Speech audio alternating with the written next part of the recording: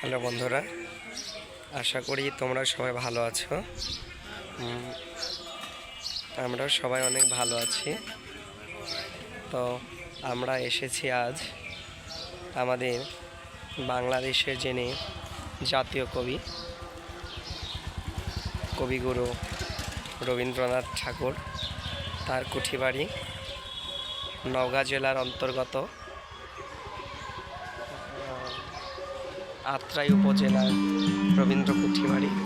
তো ওখানে মনে হচ্ছে রবীন্দ্রনাথ ঠাকুরকে দেখে যিনি যেন সত্যি সত্যি বসে আছে, জ্যান্ত বসে আছে এরকম মনে হলো। এই যে হচ্ছে রবীন্দ্র কুঠিবাড়ির হচ্ছে যে মূল গেট, সেটা দেখাবার চেষ্টা করছি। এখানকার ন্যাচারাল ভিউগুলো কিন্তু অনেক সুন্দর করেছে। এই যে ন্যাচারাল ভিউ, এই পাশে অনেক সুন্দর একটি কি বলে পার্ক দেওয়া আছে, শিশু পার্ক তোমরা দেখতে পাচ্ছ।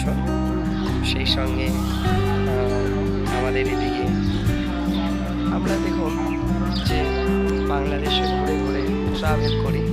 তো বাংলাদেশে এমন কিছু মহৎ ব্যক্তিত্ব আছে যাদেরকে দেখলে মনুষ্যত্ববোধটা জেগে ওঠে। প্রকৃত মানুষত্ব আমরা কি পেরেছি দেখতে পাচ্ছ, জানি না কতটুকু দেখাতে পারছি, চেষ্টা করছি মাত্র। তো ভাই দাঁড়িয়ে আছে দেওয়াশিস, ওখানে টিকিট নিয়ে আমরা ভেতরে যাব। ভেতরে কি কি আছে রবীন্দ্রনাথের গ্রন্থগুলো তোমাদের দেখাবার চেষ্টা করব।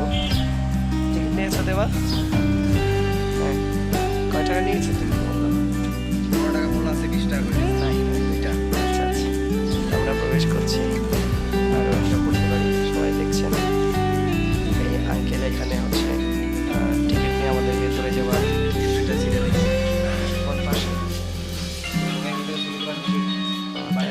আচ্ছা। এই যে আমরা ভিতরে মাত্র প্রবেশ করলাম। কবিগুরু রবীন্দ্রনাথ ঠাকুরের প্রতিমূর্তি ভাস্কর্য দেখতে পাচ্ছি। আমরা এখন ভিতরে প্রবেশ করছি, দেখি কি আছে।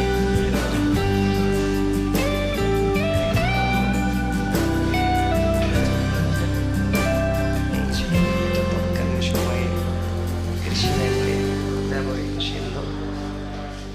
এখানে চতুর্দিকে দেয়ালে দেয়ালে শুধু রবীন্দ্রনাথ ঠাকুরের ছবি তোমরা দেখতে পাচ্ছ।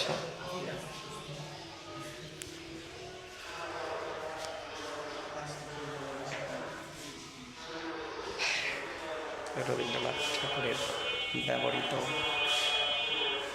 কি বলে এটাকে, যদি কারো জানা থাকে অবশ্যই জানাবেন।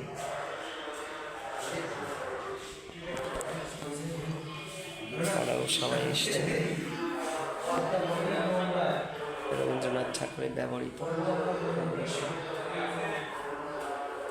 এটা হচ্ছে তৎকালীন সময় বাথট্যাব।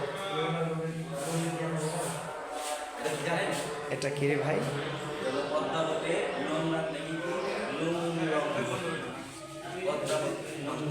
ধন্যবাদ। এখানে ভিডিও নট এলাও, ভিডিও করতে পারছি না, দুঃখিত।